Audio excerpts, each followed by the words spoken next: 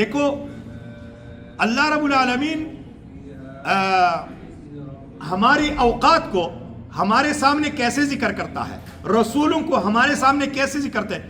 قالت لہم رسلہم، قالت لہم رسلہم، ان کو کہا ان کے رسولوں نے، یعنی یہ رسول ان کے رہنما تھے، اگر بات مانتے تو خیر والے بنتے. حدیث میں ہے، معاذ بن جبل رضی اللہ عنہ کے حدیث میں ہے، جب ان کو اللہ کے رسول نے یمن کے طرف بھیجا تو ایک بات اللہ کے رسول نے یہ کی کہ ان کو عقیدہ توحید کی طرف بلاؤ. اگر انہوں نے عقیدہ توحید مان لیا تو پھر فَأَعْلِمْهُمْ أَنَّ اللَّهَ افْتَرَضَ عَلَيْهِمْ 5 صلوات فی یومہم ولیلتہم، ان کو یہ کہو کہ پھر توحید کے بعد ان پر 5 نمازیں فرض ہے، ان کی دنوں میں ان کی راتوں میں، ان کی دنوں میں ان کی راتوں میں. یہ ہمارے دن ہے، ہماری راتیں ہیں. جب میں مر جاؤں میری دن میری راتیں ختم ہو گئی. ابھی زندہ لوگوں کی دن اور راتیں ہیں. یہ زندگی ہمارا ایک حصہ ہے. دیکھیے بات میں بات آتی ہے لیکن فائدے سے بری ہوئی ہوگی انشاءاللہ، توجہ ہوگی. یہ نماز میری زندگی کا حصہ ہے. میں نے کیسی پر کر لیا اپنی حصے کو،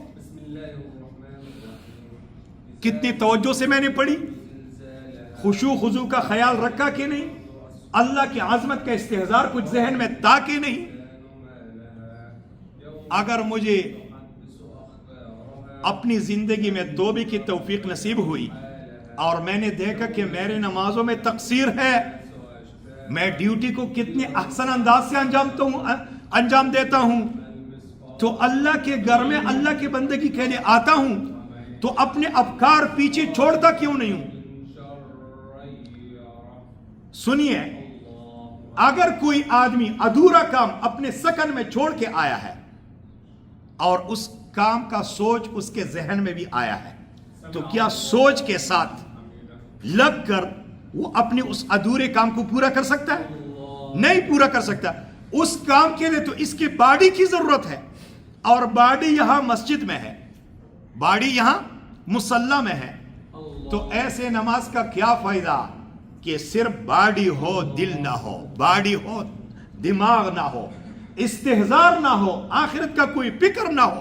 ہمارے نمازوں کے بارے میں بڑے افسوس کی بات ہے، نہ ہمارے نمازوں نے ہمیں جنت کی شوق یاد دلائی ہے، اسی طریقے سے نہ جہنم کا خوف، نہ آخرت کا دن، نہ اللہ کی ملاقات کا کوئی استحضار، نہ قبر کے اندھیرے کے بارے میں کوئی فکر مندی. بس میں عادی ہو گیا ہوں 5 وقتہ مسجد میں آنے کا. بس موبائل کے ساتھ جب میں بیٹھتا ہوں تو ذہن بھی ادھر ہوتا ہے، آنکھیں بھی ادھر ہوتی ہے، دل بھی ادھر ہوتا ہے. چاہے کچھ بھی موبائل میں دیکھوں سب کچھ اس کو دے دیتا ہوں. تو میرے بھائیوں یہ ہماری زندگی ہے، یہ ہماری زندگی ہے، اور ہماری اس زندگی میں اللہ نے ہمارے لیے 20,000 نمازیں لکھی ہیں، 10,000 لکھی ہیں، 15,000 لکھے ہیں، 1,000 لکھے ہیں، ایک نماز لکھی ہے. تو میرے بھائیوں اس کو وہ اہمیت دو جو اللہ نے اپنی کتاب میں بتائی ہے کہ اقیم الصلاۃ لذکری ان الصلاۃ تنہی عن الفحشاء والمنکر. یقیناً یہ نماز برک ہے، روکتی ہے لوگوں کو، نمازیوں کو بے حیائیوں سے. تو جو اہمیت اللہ کی کتاب نے نماز کو دی ہے اور جو اہمیت اللہ کے رسول نے نماز کو دی ہے، مجھ پر فرض ہے کہ میں بھی وہ احادیث یاد کر کے سمجھ کر، آیات یاد کر کے سمجھ کر میں اپنی نماز کو اہمیت دوں. ورنہ کل کو میری زندگی کی آخری نماز ہوگی اور دوسری نماز اس کے بعد میری نہیں ہوگی، اور میں قبر کے اندھیرے کا راہی بنا ہوا ہوگا، اور پھر وہاں پر نہ میری ڈیوٹی کام آئے گی، نہ یہاں کے تنخواہیں کام آئے گی، نہ میری بیوی کام آئے گی، اور نہ میرے بیٹے کام آئیں گے. اگر میرے کام آنے والی چیز ہے تو ان میں سے ایک یہ نماز ہے.